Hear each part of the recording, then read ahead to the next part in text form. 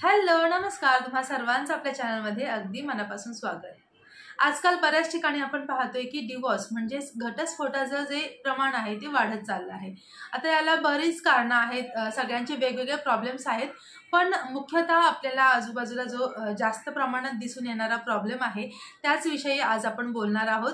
तर बघा, आजकालच्या ज्या मुली आहेत त्या वेल एज्युकेटेड आहेत, खूप चांगला जॉब करतात किंवा बिझनेस करतात आणि फायनान्शियली पण त्या इंडिपेंडंट आहेत. बाहेर फिरताना देखील आपण पाहतो की किती कॉन्फिडेंटली त्या या जगाचा सामना करतात किंवा या जगामध्ये वावरत असतात. पण या सगळ्यामध्ये कुठेतरी सहनशीलता थोडीशी कमी झाली आहे असं दिसून येतं. तर याबाबतच आज आपण बोलणार आहोत. अशीच एक मुलगी असते जी खूप वेल एज्युकेटेड असते, चांगला पॅकेज म्हणजे चांगला पगाराची नोकरी तिच्याकडे असते आणि एकुलती एक असते. तिला एक भाऊ असतो, पण मुलगी ती एकुलती एक असते, त्यामुळे खूप लाडात वाढलेली असते. अगदी तिचे सगळे जे हट्ट आहेत ते पुरवलेले असतात. तिला काय हवं काय नको याचा सगळेजण घरातले म्हणजे विचार करतात आणि अगदी तिला हवं तसं लाईफ ती माहेरी तिच्या जगलेली असते. आणि या सगळ्या लाडामुळे ती थोडीशी बिघडलेली असते, म्हणजे थोडीशी उद्धट झालेली असते, थोडीशी उर्मट झालेली असते.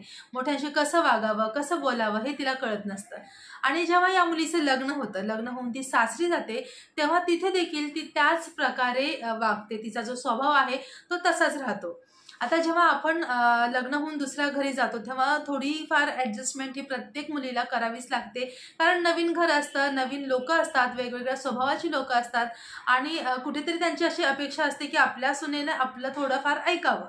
पण हिचा जो स्वभाव असतो तो अरेला कार्य करण्याचा असतो, त्यामुळे ती कोणाचंही ऐकून घेत नाही आणि अगदी उर्मटपणे उद्धटपणे त्या घरात राहत असते. आणि त्यामुळे कुठेतरी घरात जे वातावरण आहे ते ताणतणावाचं किंवा भांडणाचं दररोजच होत असतं. आणि त्यामुळे तिचा नवरा देखील तिला थोडंफार बोलत असेल की तू असं वागू नको किंवा माझ्या आईवडिलांना तू असं उद्धटपणे उर्मटपणे बोलू नको, त्यांना उलट उत्तर देऊ नको. तर त्यामुळे त्या नवरा बायकोंमध्ये देखील वाद होत असतात. तर एके दिवशी ती कुठेतरी बाहेर जायला निघते आणि घरातल्या लोकांना ती काही सांगत नाही. तिचा नवरा जो असतो तो ऑफिसला गेलेला असतो आणि ती कोणालाही काही न सांगता बाहेर जायला निघते. तेव्हा तिचे सासरे म्हणतात की सुनबाई कुठे चालली आहेस, कारण तिच्यासाठी तो एरिया जो आहे तो नवीन असतो. त्यामुळे तिचे सासरे म्हणतात की कोणाला तरी सोबत घेऊन जा, आम्हाला सांगून जा कुठे जाते, किंवा तुझा नवरा आल्यानंतर त्याच्यासोबत तू जा. पण तिला कुठेतरी हे हर्ट होतं की मी बाहेर चालले आणि मला जाऊ देत नाहीत. आता तिचे सासरे जे आहेत ते काळजीपोटीच तिला म्हणत असतात की नवीन ठिकाण आहे, तुला इथलं जास्त माहिती नाही, तर कोणाला तरी सोबत घेऊन जा. पण तिला ते आवडत नाही, म्हणजे मी बाहेर चालली आहे आणि मला जाऊ दिलं नाही याचा तिला खूप राग येतो. प्रचंड चिडते ती आणि तिचा नवरा आल्यानंतर रात्री ती त्याला सांगते की मला असं असं जाऊ दिलं नाही हे ते, आणि तो देखील वडिलांची बाजूच घेऊन बोलतो. तर तिला ते कुठेतरी अपमानास्पद वाटतं आणि तिला असं वाटतं की मला या घरात काहीच व्हॅल्यू नाही. मग ती दुसऱ्या दिवशी सकाळी उठते आणि बॅग भरून सरळ तिच्या माहेरी निघून जाते. तर माहेरचे जे लोक आहेत त्यांना तिचा स्वभाव आधीपासून थोडासा माहिती असतो. तर तिचे वडील जे असतात ते तिचा खूप लाड करतात, खूप म्हणजे आधीपासूनच खूप लाड करत असतात. पण तिची आई जी आहे ना ती थोडीशी म्हणजे तिला तिच्या मुलीच्या स्वभावाबद्दल माहिती असतं. ती सगळा प्रकार जो काही घडला आहे तो विचारते. मुलगी देखील सगळं जे काही तिच्यासोबत घडलं ते सांगते. तर तेव्हा ती मुलीला काही म्हणत नाही आणि कारण तेव्हा ती खूप चिडलेली असते. जर तेव्हा तिला काही समजवायला जा तर मग ती म्हणाल ते तशी आणि तुम्ही पण अशीच, माझीच चूक काढते, अशा प्रकारे. त्यामुळे तिची आई तेव्हा शांत राहते आणि म्हणते की ठीक आहे, तुला नाही ना तिथे राहायचं, ठीक आहे, तू इथे राहू शकतेस, काही प्रॉब्लेम नाही, आपण बघूया काय करायचं ते वगैरे, असं म्हणून ती तिचं सांत्वन करते. मुलीला कुठेतरी बरं वाटतं की आईने आपली बाजू घेतली म्हणून ती सुखावते, म्हणजे तिला बरं वाटतं की ठीक आहे आपल्या बाजूने कोणीतरी आहे. आणि तिची जी भाऊजे आहे, भावाचं देखील तिच्या लग्न झालेलं असतं, तिची जी भाऊजे आहे ती देखील तिचा खूप लाड करत असते. आणि तिच्या वडिलांना तिची आई सांगते की तुम्ही यामध्ये पडू नका, मी बघते काय करायचं आहे ते. इतक्यात सासरहून तिच्या नवऱ्याचा फोन येतो, पण ही काही फोन उचलत नाही, कारण हिला प्रचंड राग आलेला असतो आणि ही म्हणते की मी आता तिथे कधीच जाणार नाही, मला तिकडे जायचंच नाही, मला नांदायचंच नाही, आणि ती फोन उचलत नाही.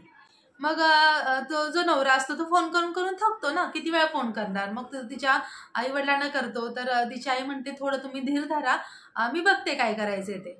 तर तो पण म्हणतो ठीक आहे. तर असेच काही दिवस जातात, पण ही मुलगी मात्र सासरी जाण्याचं नावच घेत नाही. हळूहळू काय होतं की ती आल्यानंतर तिचं जसं स्वागत केलं किंवा तिला जसं वागवलं गेलं त्यामध्ये थोडासा फरक होतो. म्हणजे ज्या आपुलकीने तिची वहिनी जी आहे ती तिचं करायची, तिला काय हवं नको ते बघायची, त्यामध्ये थोडासा फरक झालेला तिला जाणवतो.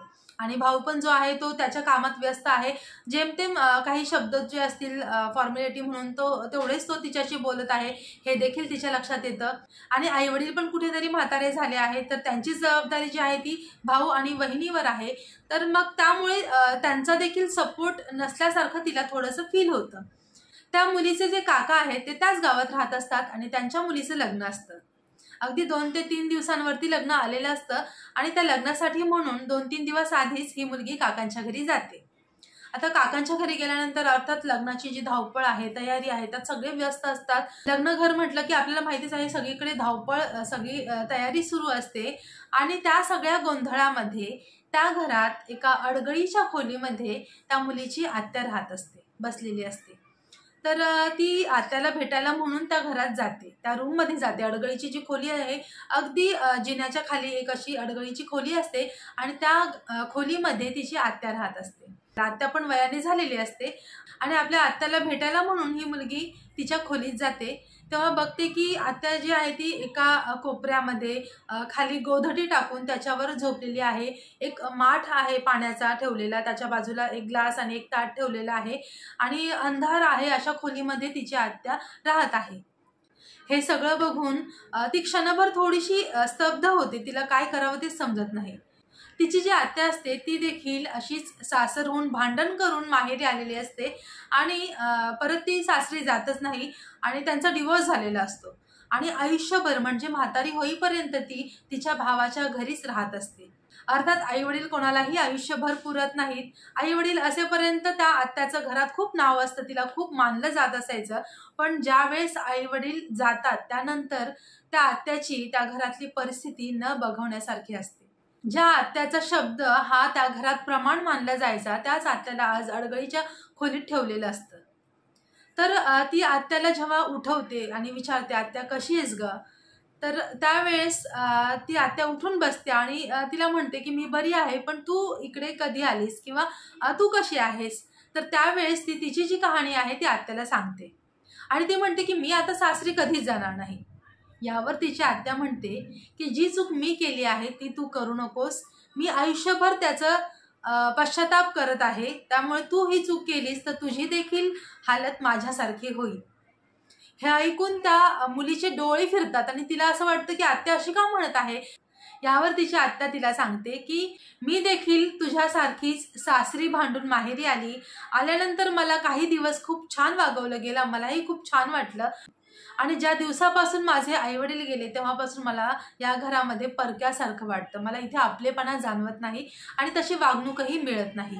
त्यामुळे तू ही चूक करू नकोस. आपलं सासर कसंही असेल तरी आपल्याला तिथे जो मान आहे तो आपल्याला माहेरी मिळत नाही.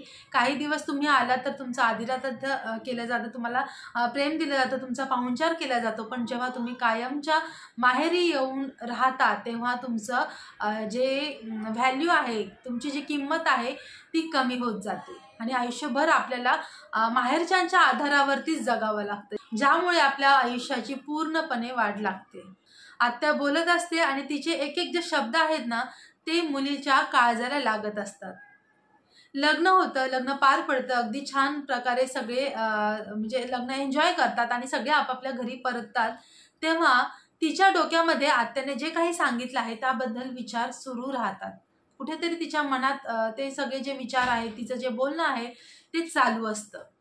जेव्हा ती घरी येते त्यानंतर 1-2 दिवसांनी तिची आई तिला म्हणते की "तू तर आता इथे कायमचीच राहायला आली आहेस आणि तुझी जी रूम होती ती आता दादा बहिणींना दिलेली आहे. त्यामुळे स्टोअर रूममध्ये मी तुझी राहण्याची व्यवस्था करते."